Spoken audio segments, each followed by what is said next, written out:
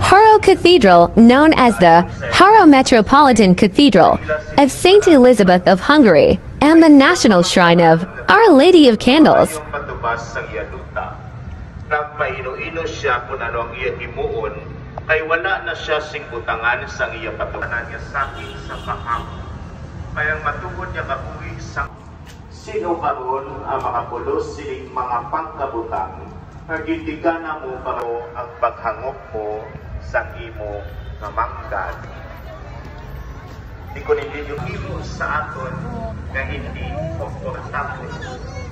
Kinasugid ni Jesus ang sugilanon sugoy sa isa ka manggad at magpaambit sa iya kabuganaan. Ang tao nagsugod sa panguna-una lamang.